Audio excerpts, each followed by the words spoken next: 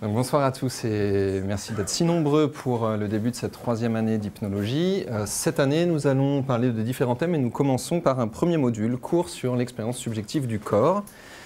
Avant de commencer ce petit module, je voudrais adresser quelques remerciements à des personnes qui ont collaboré, co-réfléchi, influencé ce cours. À commencer par Kevin Finel, avec qui on a eu il y a quelques années l'idée de regarder un petit peu qu'est-ce qu'on pourrait dire du corps en hypnose. Un remerciement pour Pierre-Alain, je ne sais pas où tu es, pour les échanges que nous avons eus qui ont été très utiles. La même chose, Pauline, je te remercie pour les échanges qu'on a eus. Un remerciement à Alain Herils, certains aujourd'hui étaient en formation avec lui et qui a pu donner des points de vue complémentaires et très intéressants sur le rapport au corps. Des remerciements aussi pour nos amis neuroscientifiques qui ont passé beaucoup de temps avec nous ces dernières années pour constituer une formation en neurosciences. Et je pense notamment ici à Julie Grèze et Valérian Chambon pour leur point de vue très intéressant sur la notion d'un soi et la notion d'un corps. Je voulais remercier aussi Marie-Barbara Hervé pour ses éclairages sur la gestalt-thérapie et nos amis belges Yves Gendreau et Marc Auflac, dont l'influence et l'inspiration pour réfléchir au corps ont été des plus utiles. Et avant de rentrer vraiment dans le cours, je voulais rappeler brièvement nos intentions. Le corps est un peu un point aveugle dans la pratique de l'hypnose. C'est quelque chose dont on parle assez peu. Et ici, en hypnologie, dans les 2 premières années, nous avons posé des socles plutôt sur des approches cognitives. Comment fonctionne l'esprit, la psyché, la cognition. Des socles sur lesquels on va pouvoir s'appuyer un peu, mais néanmoins, il n'est pas vraiment nécessaire d'avoir suivi ces cours pour regarder ce que nous allons faire aujourd'hui. Et comme il y a beaucoup de nouveaux parmi vous, eh bien j'assume le fait que c'est une bonne nouvelle. Je préviens aussi que par moments, je fais des blagues qui généralement ne font pas rire grand monde. Mais voilà, vous pouvez rire ou compatir à la situation au choix.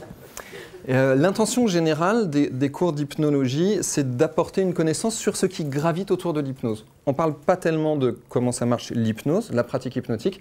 Il y a de bonnes écoles pour apprendre à propos de ça. Mais on regarde plutôt, si l'hypnose est au centre, qu'est-ce qui est autour de l'hypnose? Comment il y a une constellation de domaines qui sont autour des pratiques hypnotiques. Et notre intention première, c'est d'allier la connaissance et la bienveillance, on pourrait dire avec des termes simples, de comprendre ce qu'on fait pour pouvoir mieux accompagner, peut-être, c'est peut-être prétentieux, pour peut-être pouvoir mieux aider l'autre. Notre spécificité ici à l'Arche, c'est que nous sommes dans une approche non dogmatique, du moins on essaye du mieux qu'on peut, une approche pragmatique dans laquelle on essaye de réunir tous les courants pour les faire dialoguer ensemble et essayer de ne pas prendre part pour un courant ou pour un autre. Enfin, pour finir cette longue introduction, c'est l'introduction de l'introduction de l'introduction, mais vous allez voir. On avait envie cette année de faire des modules de cours un petit peu plus restreints, parce qu'on a vu l'année dernière que des modules en 7 cours, 8 cours, c'était parfois un peu lourd, surtout pour nos amis qui nous regardent en vidéo. Mais il y a tellement de choses à dire sur le corps qu'on s'est dit que cette année, on allait faire une introduction au sujet, une introduction à qu'est-ce que ça peut être l'expérience subjective du corps. Et puis, les années ultérieures, peut-être dans 2 ans ou dans 3 ans, j'espère que nous aurons l'opportunité de développer de manière extensive ce sujet. Vous êtes prêts ? Qui nous amène donc à une introduction.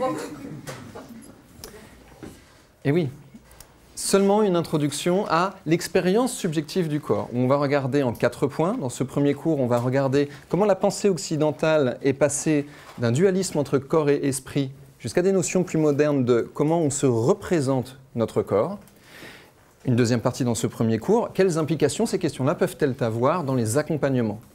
Dans le deuxième cours, 3e partie, nous allons regarder un ensemble de techniques dites de psychothérapie corporelle. Le terme est déjà intéressant, psychothérapie corporelle, donc ça soulève déjà des questions. Et enfin, 4e et dernier point du cours, qui sera donc dans la deuxième partie dans 2 semaines, quelle perspective de tout cet ensemble de données, tout cet ensemble de points de vue pour notre hypnose d'accompagnement.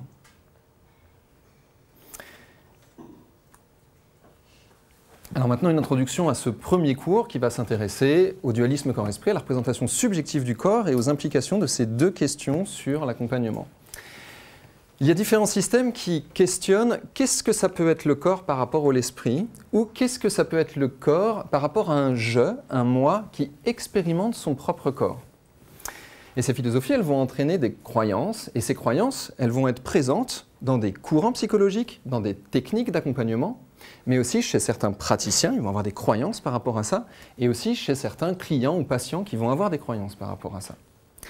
Les mouvements psychologiques, s'ils s'appuient sur ces bases philosophiques, c'est parce qu'ils ont besoin de développer des concepts ne serait-ce que pour transmettre et pour faire des expériences. Développer des concepts pour développer des vocabulaires, pour pouvoir communiquer quelque chose à propos de cette question-là. Mais parfois, les courants psychologiques ou les techniques elles-mêmes oublient en fait qu'ils ont des a priori philosophiques qui sont de fortes croyances et ils peuvent devenir, ça peut être des socles qui deviennent oubliés. On ne se rend plus compte en fait qu'on est dans un paradigme, qu'on est dans une case par rapport à la question du corps et parfois même ça peut devenir un dogme en se disant mais enfin bien sûr que le corps ça fonctionne comme ça, enfin. Donc, nous, on ne va pas essayer de trop prendre part sur cette question, on va essayer de faire un cours dans lequel on va explorer la question du je, du sujet, qui dit c'est moi et il y a bien un corps, la question de la sensorialité, le fait de sentir, et de la motricité, le fait de se mouvoir, et la question des représentations que nous pouvons avoir de notre corps. On va regarder comment ces différents thèmes, ça peut marcher ensemble ou parfois être complètement divergents. Marcher ensemble, on dira plutôt que c'est du couplage, et quand c'est divergent, on dira qu'il y a différentes données qui semblent n'être qu'une, mais qui à un moment se découplent. Et puis on va regarder un ensemble de techniques et un ensemble de points de vue. Ce qui nous amène donc à la toute première partie de ce double cours en 4 parties. Vous suivez toujours le truc ? Une première partie pour regarder, dans le temps en Occident, comment nous sommes passés d'un dualisme corps-esprit à une notion de représentation subjective du corps. Donc d'abord, regardons brièvement. Quand je nomme ce cours l'expérience subjective du corps, Clément, comment est-ce que tu comprends cette phrase ? L'expérience subjective du corps. Est-ce que pour toi, c'est l'expérience subjective qui est faite par le corps, expérience subjective du corps, ou est-ce que tu le comprends comme le fait d'expérimenter subjectivement son corps ? Ouais, deuxième. Plutôt la deuxième. Et là, on voit que déjà, c'est le bazar. Déjà, avec une phrase qui paraissait, c'est même pas une phrase, c'est un ensemble de mots, il n'y a pas de verbe. On est déjà dans quelque chose où on ne sait pas trop où on est. Et c'est bien parce qu'on va pouvoir regarder ces deux points de vue-là en même temps, mais ça nous montre à quel point on peut avoir des a priori sur nos vocabulaires. Question philosophique de tout temps, est-ce que je suis le corps ou est-ce que j'ai un corps ? Qu'est-ce que tu en penses, Anne ? Est-ce que je suis le corps ou est-ce que j'ai un corps ? Un peu des deux. Ouais. Valentin ? Ça dépend selon quel socle on a philosophique. À partir de là, on peut déduire plein de choses. Ouais, ça dépend depuis quel socle philosophique. Laurent, ton point de vue ? Ok. Donc on est dans du on ne sait pas trop en fait. Est-ce que je suis le corps ou est-ce que j'ai un corps ? Et on va regarder comment, pendant à peu près 2500 ans, différents penseurs ont essayé de répondre à cette question. Brièvement, brièvement. Parce qu'on pourrait faire 10 heures sur ce que je viens de dire là, en fait. Mais on ne va pas faire ça, en tout cas pas cette année. On va voir ça en 4 temps. Je vous remontre le plan du cours. D'abord, dans un premier temps, dans l'Antiquité, on voit le corps comme opposé à l'esprit. Dans un deuxième temps, à partir de la Renaissance, à peu près, en Occident du moins, on commence à considérer le corps comme une machine. Un peu plus tard, à partir du 19e siècle et jusqu'à aujourd'hui, on commence non plus à questionner le corps par rapport à l'esprit, mais le corps par rapport à un « je » qui l'expérimente. Et dans le même temps, commencent à apparaître des vocabulaires et des concepts pour parler de la représentation subjective du corps. Donc dans un premier temps, regardons comment on a avancé avec la question de corps-esprit. Souvent on dit avec la philosophie, tout commence avec Platon, mais Platon et Socrate, mais du moins c'est peut-être être un peu rude avec les pré-socratiques, donc on peut en citer quelques-uns. Au 6e et au 5e siècle avant Jésus-Christ, Pythagore dit qu'il y a une indépendance du corps par rapport à l'âme. Parménide, lui, il dit que la pensée, ce qui est pensé, c'est différent de la nature, des objets qui sont perçus. Démocrite, lui, il dit qu'il va y avoir une séparation entre la raison, aujourd'hui on appelle ça le mental, la raison. Une séparation entre la raison et les phénomènes qui sont observés par nos capteurs sensoriels. Et Hippocrate, vous savez, Hippocrate qui est à la base de la physiologie, lui il dit, mais tout ce qui se passe en fait sur le corps, les altérations du corps, ça ne doit pas venir du surnaturel, parce que c'était la croyance à ce moment-là. Et il commence à regarder comment est-ce que ça fonctionne simplement le corps. Il s'intéresse à la physiologie et parle de caractère et d'humeur, des termes que nous avons encore aujourd'hui. Et puis, au IVe siècle avant Jésus-Christ, il y a 2 personnages très importants qui vont donner des points de vue, qui vont influencer tout l'Occident jusqu'à encore aujourd'hui. Alors il y a Platon. Platon, il va focaliser sur qu'est-ce que c'est l'âme, qu'est-ce que c'est l'esprit. Il ne va pas vraiment définir ce que c'est l'âme, mais il va dire l'âme c'est pas le corps. Donc on pourrait dire tout moins le corps égale l'âme, en fait. Quelque chose comme ça. Je ne sais pas s'il serait vraiment d'accord avec cette équation bizarre. L'âme, elle est distincte du corps, et il propose l'idée que, c'est une idée que vous connaissez sûrement, que vous avez déjà entendu, que l'âme, elle rentre dans le corps, elle est dans le corps à un moment, et puis après, elle peut sortir du corps. Et je ne l'ai pas mis ici, mais il nous parle d'une âme qui part dans le monde des idées pour se nourrir des idées, les ramener dans le corps, qui est une entrave de l'âme, etc. Et ici, on est dans ce qu'on appelle un fort dualisme, mais qui est teinté d'idéalisme, c'est-à-dire que l'âme elle-même, ce qui expérimente le monde, est premier, et c'est peut-être même ça qui fait émerger le corps. Au même moment, Aristote, alors Platon et Aristote ne sont pas vraiment d'accord, Aristote, lui, va dire, le corps, on ne peut pas l'étudier, on ne peut pas en parler si on n'étudie pas l'âme, parce que c'est l'âme qui transforme le corps en corporéité. Qu'est-ce que j'expérimente? Est-ce que j'expérimente mon corps ou est-ce que j'expérimente une corporéité, le fait d'avoir un corps? Et Aristote, il va proposer cette idée-là, une idée qui est dualiste, de dire l'âme et le corps, pendant cette vie, ils ne sont pas distincts, et l'âme, c'est ce qui anime le corps. Dans la même époque, Épicure qu'on aime bien ici, on aime bien son point de vue à Épicure, même si voilà, on ne va pas être dogmatique une fois de plus, mais vous allez voir pourquoi. Épicure, lui, il ne se prend pas trop la tête avec ces questions-là. Épicure, il se dit comment est-ce qu'on fait pour vivre une vie sans que ce soit une souffrance continue. Alors, il nous parle de deux thèmes qui sont intéressants, la notion d'ataraxie et la notion, je vais dire, de catastématique. Je vous invite à ne pas retenir ces termes. L'ataraxie, c'est le fait qu'il y a une absence de souffrance du corps. Vous savez, c'est ce qui se passe quand vous avez été malade, avec la fièvre ou les désagréments des intestins, etc., et que la maladie est finie. Absence de souffrance du corps. Quand on sort de la maladie, on se dit, en fait, c'est plutôt pas mal comme état. Et Épicure, il vise cet état-là, l'ataraxie, comme étant quelque chose à mettre en place. Et il parle aussi de la catastématique comme étant le bon simple plaisir d'exister. Et il va dire ces deux choses-là, l'absence de souffrance du corps et le plaisir naturel d'être en train d'exister, eh ben, c'est pas la même chose que de chercher à satisfaire ses désirs. Il dit, si on cherche à satisfaire ses désirs, ben, on va toujours être en train de se dire qu'il y a un truc qui n'est pas bon et qui nous manque. Alors que si on regarde le fait que ne pas souffrir, ben, c'est déjà merveilleux, on peut se sentir très bien avec ça. Et à propos du corps, il va dire ça nécessite à faire du tri dans nos désirs, à avoir une hygiène de vie. Nous, ça nous paraît évident au XXIe siècle, l'hygiène de vie, mais à l'époque, ce n'était pas si évident que ça. Avoir une hygiène de vie, ce qui va demander à réfléchir un peu en termes éthiques. Quelques siècles plus tard, au 1er siècle après Jésus-Christ, Épictète va amener une notion, et vous allez voir cette notion, je crois qu'elle est présente dans les accompagnements aujourd'hui. Le corps permet à l'âme d'expérimenter le monde, le corps permet à l'âme, si tant est qu'il y a une âme, de contempler le monde. Mais il dit, ça nécessite que le corps il soit accepté, que le corps il soit chéri. C'est comme ça qu'il le propose. On pourrait le dire autrement, si tu ne peux pas supporter ton corps, te dire « waouh, le monde est merveilleux », ça risque d'être un peu compliqué et c'est celui des clés. 2 siècles plus tard, Plotin, on en avait pas mal parlé l'année dernière à propos de l'imaginal, Plotin et les courants néoplatoniciens vont dire en effet, l'âme produit le corps pour contempler le monde tel qu'il est. Et l'âme, elle anime la motricité du corps, c'est l'âme qui va faire bouger le corps. Mais dans ce cas-là, du point de vue de Plotin, le corps c'est une machine qui fait un petit peu ce qu'elle veut, on ne sait pas trop pourquoi elle est là, et il faut la dompter, il faut la maîtriser. Alors ça, évidemment, dans une ère qui est devenue chrétienne, parce qu'on est au IIIe siècle, avec les notions de péché, ça va devenir un petit peu compliqué, cette histoire de corps à dompter, et je vous laisse voir quelles conséquences ça peut donner. Et saint Augustin, le siècle suivant, va dire « Le corps, en fait, c'est ce qui constitue notre identité ». Ça, c'est un thème vraiment important pour aujourd'hui. Le corps, finalement, peut-être que c'est notre personnalité, peut-être que c'est qui on est. Et il dit, et c'est ce dont on était en train de parler, il y a une différence entre être le corps ou avoir un corps. Mais dans une ère qui est dominée par l'idée d'un corps qui est fautif, d'un corps de péché qu'il faudrait purifier, il dit « Si c'est l'âme qui est première, c'est l'âme qui fait des fautes, donc le corps, c'est pas de sa faute. » Et donc du coup, le corps, on peut lui foutre la paix, en fait. Ça vous a pas fait mal, ça.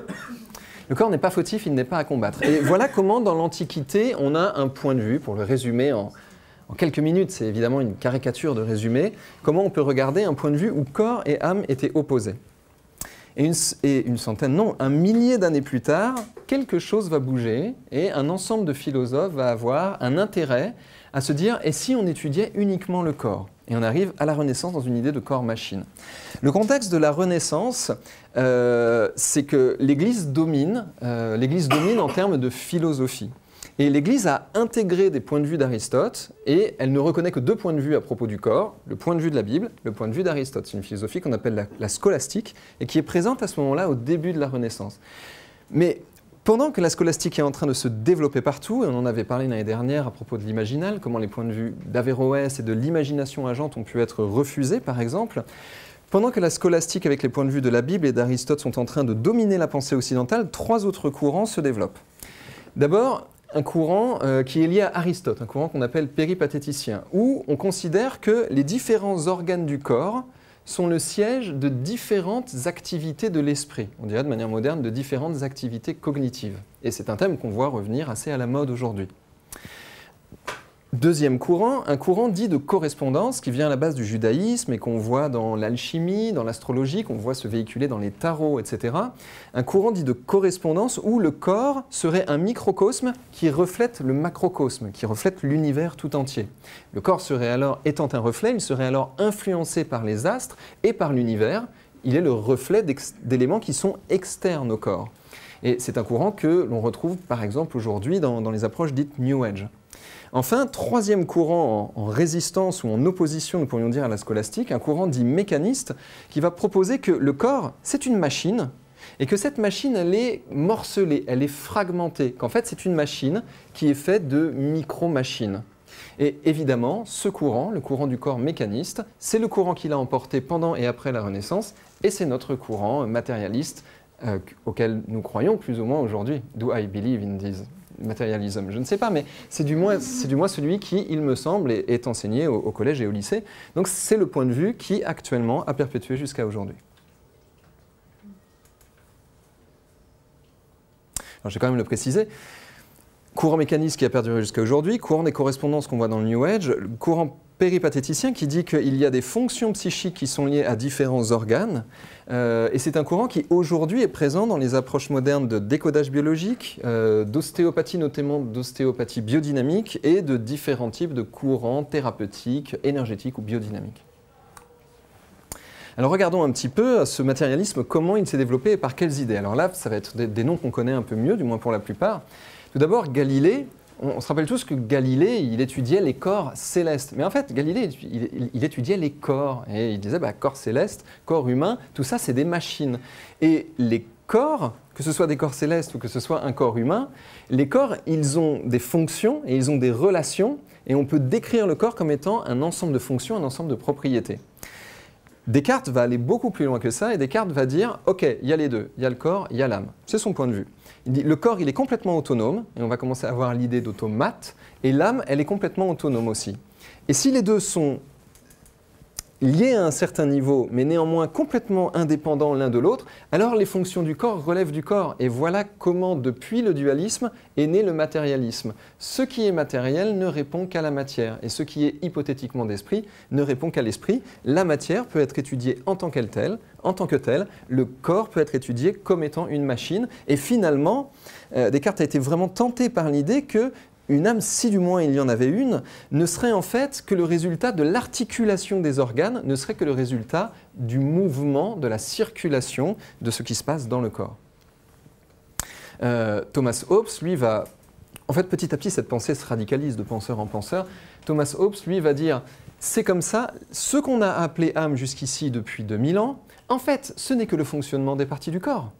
Et ce qu'on appelle la psyché, eh bien, c'est le résultat des mouvements du corps. Et ce point de vue, c'est le point de vue des positions aujourd'hui de nos sciences matérialistes. C'est par exemple le point de vue que nous avons dans les neurosciences modernes. Et la pensée vers un corps-machine avance de plus en plus. Spinoza va dire, l'âme, en fait, ce n'est qu'une idée que le corps a de lui-même. En fait, il y a une auto-expérience du corps par le corps. L'esprit est une illusion.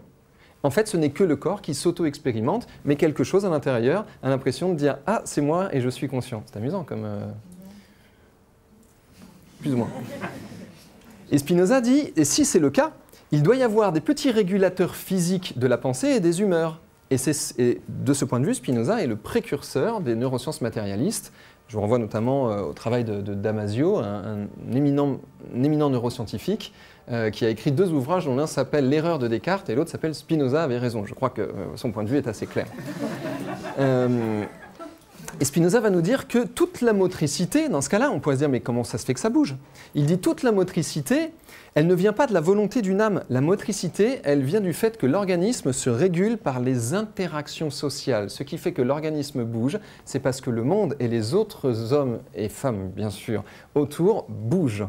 Donc, s'il y a une motricité d'un corps automatique régulé par l'interaction sociale, eh bien, nous pouvons voir que Spinoza est le précurseur de toute l'approche systémique qui nous est si chère aujourd'hui. La Métrie va aller un petit peu plus loin, 18e siècle. Il va dire l'homme, c'est une machine physique et c'est une structure complexe avec des fonctions, mais c'est une structure chimique. Tout ça, c'est un agrégat de pure chimie. Et il va dire on peut observer la matière et l'organisation du vivant. On n'a plus besoin de la métaphysique. L'âme, on la prend, le concept en tout cas, hein, l'âme, on la prend et on la dégage. Et maintenant, on va regarder uniquement le corps. Et voilà comment nous sommes arrivés aux sciences matérialistes, dites sciences du vivant, sciences de la vie et de la terre, sciences physiques. Dans un premier temps, un dualisme entre corps et esprit. Dans un deuxième temps, mais en fait, le corps est une machine. Mais cependant, d'autres philosophes vont dire, mais il y a quand même le fait qu'il y a une expérience du corps. Quand bien même le corps serait une machine, ou quand bien même il y aurait un corps opposé à un esprit, il y a bien quelque chose qui fait expérience d'avoir son propre corps. Est-ce qu'il y a quelqu'un ici qui a l'impression qu'il n'est pas quelque chose qui fait expérience de son propre corps? Unanimité. Essayez, pour les blagues, essayez un peu. Ça peut... je ne sais pas trop, en fait. Il y a bien cependant quelque chose qui expérimente le corps. Et là, on va voir la philosophie basculer pour dire, en fait, la question, c'est le rapport du corps au je. Il y a moi et il y a ce corps. Ou il y a ce corps qui regarde un je, peut-être, on ne sait pas trop ce qui se passe. Et cette question va commencer à se développer au temps moderne. Tout d'abord, il y a un penseur absolument génial, David Hume, au XVIIIe siècle, qui va faire un ouvrage sur le sujet, avant de dire « c'est vraiment trop compliqué, et puis j'ai trop d'avance sur le sujet, je vais plutôt faire de l'économie ». Il a fait un ouvrage sur le sujet qui s'appelle « Traité sur la nature humaine », je crois. Et il dit qu'en fait, s'il y a de la perception, il y a des algorithmes psychiques qui sont préalables à la perception et qui vont traiter la perception. Alors, je vous le refais. Si on perçoit des choses, David Hume, il pense qu'il y a quelque chose à l'intérieur de nous, physique ou psychique, peu importe, qui est préétabli pour traiter l'information. Alors, vous savez par exemple qu'on ne voit pas tout le spectre électromagnétique, on ne voit qu'une certaine bande qui se transforme en couleur. Et puis si on met certaines lunettes, on peut voir d'autres bandes, comme les ultraviolets, avec d'autres on peut voir des infrarouges. Voilà, David Hume, il se dit en fait, les objets qui sont perçus, ils doivent certainement être traités par des espèces d'algorithmes, des espèces de calculs ou des espèces de machines qui les transforment en l'expérience qu'on en fait. Ça va, ça vous paraît clair? Ok, alors ça, David Hume, 18e siècle, ça pour tout l'Occident, c'est révolutionnaire comme pensée. Vous avez bien intégré sa pensée. Et il dit, les pensées, tous ces trucs-là qu'on peut entendre dans nos têtes, voir les yeux fermés, etc., les pensées, en fait, pour lui, ce sont des informations sensorielles qui viennent des capteurs sensoriels et qui sont transformées par ces algorithmes. Et de ce point de vue, on peut voir que David Hume a été un précurseur de la pensée de Jung avec les archétypes et un précurseur des neurosciences avec toutes ces boîtes qui transformeraient nos perceptions sensorielles. Pour David Hume, deux perceptions qui nous arrivent en même temps, elles sont associées ensemble dans quelque chose qu'il appelle une représentation. Et il dit, nous passons notre temps à vivre des associations entre des perceptions, des idées, des émotions qui sont prises dans des algorithmes. De ce point de vue-là, on voit que David Hume, en fait, c'est un précurseur du behaviorisme, mais aussi du constructivisme. Alors, je ne vais pas trop développer. Behaviorisme, comment on dit en français ? Du comportementalisme, avec tout ce courant pavlovien d'association de réflexes, etc., et du constructivisme qui va plutôt dire, pour faire très résumé, que nous construisons des stades de développement et que nous construisons nos propres histoires.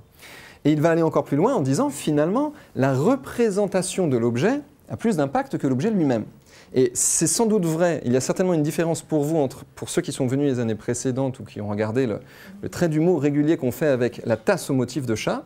Il y a certainement une différence de représentation pour ceux qui ne l'ont jamais vue et qui se disent « mais de quoi parle-t-il » Et pour ceux qui la connaissent bien, vous pouvez voir que la représentation de l'objet a plus d'impact que l'objet lui-même en effet. Emmanuel Kant va aller plus loin que ça. vers 50 ans quand il est bloqué avec ses idées. Il ne trouve plus, il a eu une intuition, il ne peut pas la décrire. Et puis David Hume meurt dans le deuxième tiers, je crois, du XVIIIe siècle. Et à ce moment-là, ces ouvrages sont réédités. Kant va lire Hume et c'est la révélation. Il comprend ce que je viens de vous résumer, il y a aussi quand même d'autres points de vue chez Hume, et il va comprendre que les représentations que nous avons de ce que nous percevons, elles sont limitées. Et de là, il va proposer un ouvrage qui s'appelle Critique de la raison pure, où il va dire en fait notre simple raison en fait c'est très limité. Il y a quelque chose d'autre dans l'expérience qu'on fait du monde qui ne relève pas de la description, qui ne relève pas de l'intellect. Et il va dire que tous les dogmes métaphysiques, ça nous crée une représentation virtuelle du monde. Et il va critiquer toutes les philosophies. Et il va dire penser le corps comme opposé à l'esprit et croire cela, c'est un dogme qui réduit ma vision du monde et qui va conditionner la façon dont j'expérimente le monde. Croire que le corps c'est une machine, c'est un dogme, c'est une croyance que je peux avoir, et ça va conditionner la façon dont je fais expérience du monde, mais aussi de mon corps. Et il va proposer que toute observation que nous pouvons faire du réel et de notre propre corps, le simple fait de sentir notre corps, eh ben, c'est biaisé par nos a priori, par ces cadres de notre pensée. Mais ces cadres, ils peuvent bouger. Et là, on voit David Hume et Emmanuel Kant qui sont en train de créer le constructivisme et qui ont les premières intuitions de la neuroplasticité. C'est toujours clair? On s'en sort bien. Toujours au XVIIIe siècle, Diderot va théoriser la sensibilité. Alors nous, ça nous paraît évident que nous sentons. Mais au XVIIIe siècle, ce n'est pas encore si évident que ça. Il va le dire, il y a quelque chose qu'on peut appeler la sensibilité. Et le corps, par exemple, c'est un ensemble de points sensibles qui perçoivent des données externes, par exemple, voilà, je peux percevoir cet objet, et qui perçoivent aussi des données internes. Et il va dire, les sensations internes, ça doit être des informations qui circulent à l'intérieur du corps. Et il va appeler ça, cette capacité à percevoir cela, cette sensibilité, il va l'appeler la sensorialité. Et il va dire, la sensorialité, en fait, c'est avoir conscience de soi-même. Le corps lui-même est sensible, le corps perçoit, et le corps lui-même est pensant. Et on voit ici, bien sûr, qu'il s'inscrit dans un cadre qui est matérialiste. Diderot va dire la façon de ressentir son corps, c'est la façon de ressentir le soi, et le corps, c'est le soi. Et vous allez voir que dans toutes les approches sur les tensions musculaires, sur la relaxation, sur la bioénergie, eh bien, c'est une approche majeure qui est extrêmement présente aujourd'hui dans les accompagnements. Deux, pour terminer sur ce moment de l'histoire, Schopenhauer va questionner la volonté et va dire peut-être que le corps finalement c'est simplement ce qui nous permet d'expérimenter notre volonté et que peut-être que c'est la volonté en fait qui fait tout ça. C'est un propos que nous avions développé dans la pensée de Assagioli. Et Schopenhauer propose l'idée que peut-être que l'homme découvre la volonté en expérimentant son corps. Et toute personne qui dit des fois « j'ai pas pu m'en empêcher, c'est plus fort que moi », en sait beaucoup à propos de sa volonté, à propos de son corps et des limites de la volonté et du corps. Le corps peut être perçu de l'intérieur via ses actions, via ses capacités d'action et ses incapacités d'action. Schopenhauer commence à théoriser l'idée de la volonté dans la motricité. Enfin, au XIXe siècle, Nietzsche va... Tu tombes au bon moment, Jimmy. Enfin, au XIXe siècle, Nietzsche appelle à libérer le corps. C'est vraiment un manifeste pour cesser de lutter contre les instincts. Il va dire cette dépréciation du corps, c'est à cause de tous ces penseurs qui n'ont pas arrêté de parler de l'âme, de la psyché, du monde des idées, etc. Ils étaient trop focalisés sur l'esprit et il est vraiment temps de revenir au corps. Et dans le contexte de Nietzsche, arrive un type assez brillant, Sigmund Freud, qui va, vers la fin de sa vie, théoriser trois instances. La première qu'il appelle « ich », « je ». Et il dit ce « je », eh bien, c'est un régulateur entre « es » en allemand, ce qui est, et « über ich », ce qui est au-delà de moi. Et on voit chez Freud que « es », c'est le corps, et que « über ich », ce qui est au-delà de moi, c'est le champ social avec ses suggestions et ses injonctions. Et Freud va proposer que ce que je suis, ce que j'ai l'impression d'être et que j'appelle « je », eh bien, c'est quelque chose qui essaye de réguler le fait que j'ai un corps et qu'il y a une interaction sociale autour de moi. Et c'est une vision complètement révolutionnaire à la fin, au début du XXe siècle, je crois que c'est 1923, la deuxième topique de Freud. Et il va proposer qu'il est urgent, il est influencé par Nietzsche, il va proposer qu'il est urgent de réintégrer enfin le corps dans le je, de transformer le ça, le S, en le je qu'il expérimente.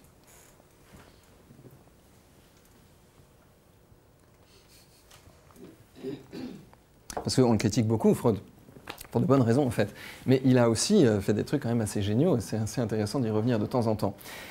Et là, on arrive en pleine phénoménologie. On va faire assez court sur cette question-là. Au XXe siècle, Husserl va dire, en fait, tout ça, ce n'était pas les bonnes questions. La bonne question, c'est, qu'est-ce que c'est l'expérience subjective que je suis en train de faire de moi-même, de mon corps et du monde? Il va dire, le corps, il n'est pas du tout distinct du moi, c'est un corps subjectif, et on commence à s'approcher de cette idée d'une expérience subjective du corps. Et il va dire, le corps, il est vécu par le sujet comme un mien. Il est à moi, le corps. Ce n'est pas un objet qui est complètement différent de moi, ce n'est pas complètement moi, mais ce corps, je peux me l'approprier. Et vous allez voir que c'est une question importante, parce que quand on va commencer à parler des points de vue, par exemple, de la gestalt-thérapie, on va voir comment certaines parties du corps, pour certaines raisons, peuvent nous sembler désappropriées, ce n'est pas mien, ce n'est pas à moi, et comment, avec certaines techniques de thérapie, on peut se les réapproprier. La corporéité, peu importe. Et Merleau-Ponty va développer le travail de Husserl pour focaliser cette question de phénoménologie. Qu'est-ce que c'est cette expérience subjective, pour le préciser, à propos du corps? Et Merleau-Ponty va dire, mais c'est très simple, le corps, c'est le centre de l'expérience subjective. Il suffit de regarder autour de soi pour voir que nous sommes le centre d'expérience que nous faisons. Et il va dire aussi, le corps, il a une logique qui lui est propre. Et là, on commence à s'approcher de certains points de vue qu'on connaît bien, par exemple chez Erikson. Le corps est quelque chose qui nous échappe, qui échappe au jeu, qui a sa propre logique, qui a ses propres stratégies. Merleau-Ponty va dire, le corps a une logique qui lui est propre et les habitudes et la spontanéité, c'est une logique corporelle. Ce n'est pas quelque chose d'animiste où il y a une âme qui anime le corps, ce n'est pas quelque chose de matérialiste où nous ne serions qu'un tas de matière automate et on ne sait pas trop pourquoi il bouge tout seul. En fait, il y a le corps qui est une intelligence, le vivant, la matière est une intelligence à part entière. Et ce qu'on voit qu'on peut appeler des habitudes, de la spontanéité, des limitations, des résistances, sont une intelligence du corps. OK? Donc, qu'est-ce qu'on a vu jusqu'ici? Dans cette première partie, on a vu d'abord comment, pendant l'Antiquité, le corps est opposé à l'esprit, comme s'il y avait deux choses. Et comment, à partir de la Renaissance et jusqu'à aujourd'hui, le corps est considéré comme une machine. Et comment, à partir du XIXe siècle, on commence à se dire, mais peut-être que la question cruciale, en fait, finalement, c'est le corps et le je. Et si la question cruciale, c'est le corps et le je, à partir du XIXe siècle jusqu'à aujourd'hui, eh bien, on va commencer à se dire, dans ce cas-là, comment je me le représente, ce corps? Quelle expérience je fais de ce corps? Il y a donc une représentation subjective du corps. Et je vais vous montrer quelques auteurs qui ont théorisé cela. Alors avant, on était dans une philosophie avec des noms qui sont quand même assez connus, parce que ce sont de grands penseurs. Là, on va aller explorer quelques points de vue de personnes qui nous sont beaucoup plus inconnus, et c'est bien dommage. Ryle, au début du XIXe siècle, va proposer le mot coenesthésie, synesthésie. Et il dit c'est une perception de l'ensemble des points sensibles du corps. C'est un concept qui va évoluer plus tard en synesthésie ou kinesthésie, le sens kinesthésique qui englobe deux notions théorisées par Sherrington. Sherrington, la fin du XIXe et au début du XXe, va proposer deux points de vue. Il y a une interoception, il y a quelque chose qui peut sentir nos organes. Alors, généralement, on les sent surtout quand ça ne se passe pas très bien, en fait. Un truc un peu difficile à digérer. On perçoit notre propre estomac, on perçoit nos organes. Interoception. On peut aussi sentir battre son cœur, ou même si on y prête vraiment attention, sentir battre ses artères dans tout le corps. Une interoception, une perception des organes, et une proprioception, une perception de la position des parties du corps. Car il y a bien quelque chose à l'intérieur de nous qui sait si je suis assis comme ceci, quelque chose le sait, ou si je suis assis comme cela, quelque chose le sait, quelque chose connaît ma proprioception, la connaissance de la posture de mon corps, de la position de mon corps dans l'espace. Kinesthésie, interoception, proprioception. Et Pierre Bonnier, que tout le monde a oublié, il me semble, à la fin du XIXe siècle, va dire « mais on pourrait peut-être dire que dans ce cas-là, on vit tout ça comme étant un schéma ». Et il va dire qu'il y a une figuration topographique du corps, une phrase bien compliquée, pour dire qu'on se représente le corps dans un espace comme prenant de la place dans un espace, émouvant, et on le ressent. Et il va être un des précurseurs de la notion moderne de représentation subjective du corps. À la fin du 19e, Pick va proposer que cette représentation est peut-être une image spatiale du corps. Et Pick, il était très intéressé par l'idée qu'on se représente notre corps, qui a l'air d'être de la matière et de la sensation, sous forme d'image, comme si on le vivait sous une forme visuelle. Il suffit de se demander, par exemple, si on veut dessiner son corps comme on le voit dans le miroir, ou dessiner son corps comme on a l'impression de le sentir, on va peut-être pas avoir envie de dessiner la même chose. Et il dit, il y a une image spatiale du corps qui semble mélanger la perception de l'espace, la perception kinesthésique et nos perceptions visuelles. Pour lui, c'est la conscience qui dessine le corps selon la façon dont on perçoit les points sensibles. Et il y a quelque chose qui ne pouvait pas s'expliquer, Pick, c'est pourquoi il y a des points sensibles qui sont perçus plus que d'autres, pourquoi il y en a qui sont plus perçus, pourquoi il y en a qui sont moins perçus, et pourquoi il y en a qui semblent être perçus de manière complètement déformée. Au même moment, un autre, donc ça ce sont des gens qui sont psychologues, pas médecins mais des premiers neurologues, Head va proposer l'idée qu'en fait il ne s'agit pas du tout d'une image, qu'il s'agit d'un schéma corporel. C'est un terme que nous utilisons encore beaucoup aujourd'hui. Un schéma corporel en deux parties, il y a un schéma de la posture du corps et de toutes les postures possibles de ce corps, ce qui va nous montrer aussi quelle posture on ne peut pas prendre. Un schéma qui montre une représentation de la proprioception et un schéma de la surface du corps. Et ce schéma, par exemple, il peut intégrer les outils.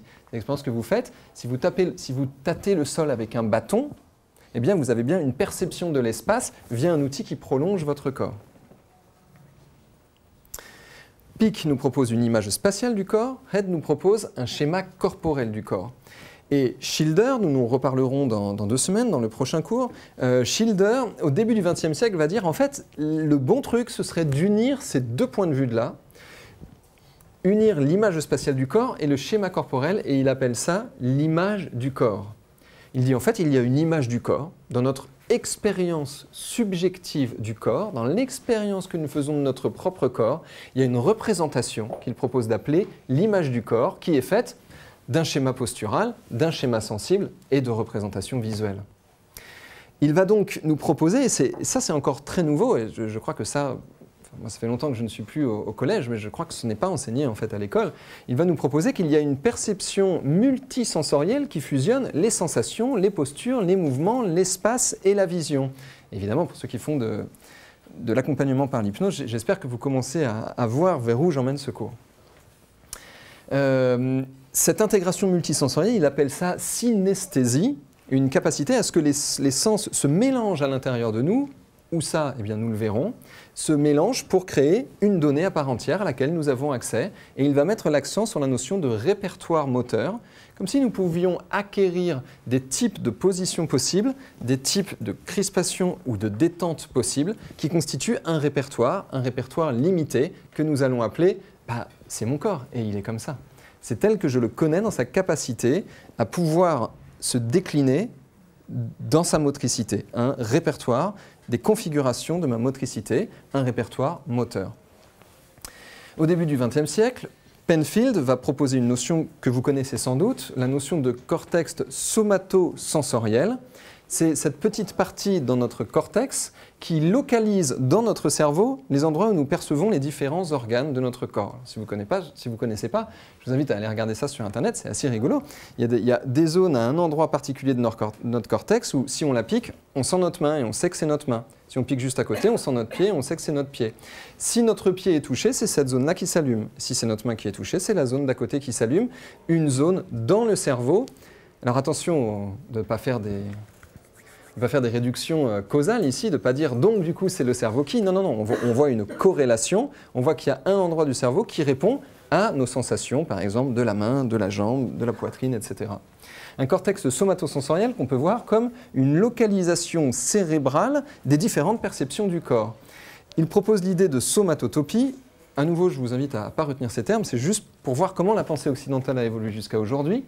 La somatotopie, c'est nos représentations subjectives du corps avec leurs corrélats neuronaux. Et vous pouvez regarder ces dessins qu'on voit à propos de l'homonculus, où ça nous montre sur une image comment nous percevons par exemple beaucoup plus notre visage, nos mains et notre sexe que par exemple nos cuisses et nos coudes par exemple. Et on voit ce bonhomme qui est complètement déformé avec une grosse tête, de grosses mains, un gros sexe et de toutes petites jambes et de tout petits pieds. Ça nous montre comment notre sensibilité suractive des zones et minimise d'autres zones. On en a encore 3 ou 4 et c'est bon. On est toujours ici sur des questions de sensorialité et de représentation de la sensorialité. Mais il y a aussi la motricité. Et dans le même temps, Wallon va proposer qu'il y a une fonction tonique et que notre motricité, notre capacité à bouger et notre musculature, dans l'état où elle peut être, là je ne peux pas vraiment vous montrer du coup, les capacités de notre musculature à extrêmement se tendre ou extrêmement se détendre, eh bien, Wallon va théoriser que cela, cette motricité de notre musculature, c'est un régulateur de nos émotions. Et ça, évidemment que c'est important dans l'accompagnement. Le schéma corporel, il est dynamique, il est plastique, il peut bouger et il dépend du sujet, avec 3 variables. Le schéma corporel peut se déployer en fonction du sujet vis-à-vis de lui-même, en fonction du sujet vis-à-vis de son interlocuteur, d'autrui, et en fonction du sujet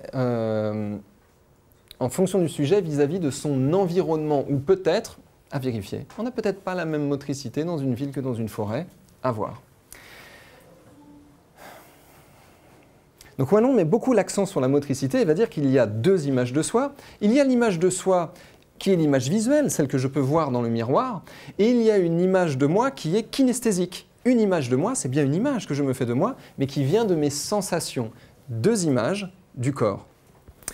Et il propose que ces 2 images, eh bien, il est peut-être intéressant de les unifier. Ajoria Guerra, à peu près au même moment, va développer ce type d'idée. C'est très récent, Ajoria Guerra, c'est dans le milieu du XXe siècle, je crois qu'il est mort au tout début du XXIe siècle. Il va dire que le fond tonique et la réaction tonique, donc ce qu'on a pour l'instant, d'où on vient en termes de motricité et de détente et de contraction musculaire, et nos réactions, le fait qu'à un moment on va réagir d'une façon, peut-être avec de la contraction, peut-être avec une grande décontraction, eh bien cela se crée dans la formation de la personnalité, cela se crée dans l'histoire, dans la construction de l'identité, et il va bien sûr énormément appuyer dans la direction d'une thérapeutique de la relaxation. Merleau-Ponty, on en a déjà parlé tout à l'heure, je crois. Alors, il pose une question. Pourquoi le corps se présente-t-il à la conscience en sélectionnant et en déformant des données? Je vais la reposer. Pourquoi le corps, pourquoi mon corps se présente-t-il à ma conscience, le fait que j'en suis conscient, en sélectionnant des informations et en déformant certaines informations? Très étrange. Et il va nous dire que ce schéma corporel, il a l'air d'être orienté par les actions qu'on veut faire et les interactions qu'on est en train de vouloir faire avec l'environnement. Que toutes nos postures, en lien avec le développement de notre identité, nos postures, si on les prend, c'est en vue d'une action possible, c'est une motricité qui est orientée vers l'action et que c'est très en lien avec le corps d'autrui. Regardez ça un instant. Nos postures, elles sont orientées action et relation avec autrui. Et Bourdieu, lui, il va nous proposer que le corps, c'est un langage, qu'en fait, tout ce qu'on fait en termes d'action, c'est un langage corporel dans un environnement social, qu'en fait, tout ça, nos postures, nos motricités, eh bien, en fait, c'est du langage non verbal, du langage corporel, et que notre corps passe son temps à raconter une histoire. Est-ce que mon corps raconte une histoire avec ma motricité pendant que je vous fais ce blabla? Regardons en vidéo ce que j'ai fait de mes mains et cherchons un peu si c'est le cas ou pas. Ou est-ce que ce masque comme ça, quand quelqu'un m'a dit quelque chose, essaye d'exprimer quelque chose alors que je vais dire « non, non, je le prends très bien ».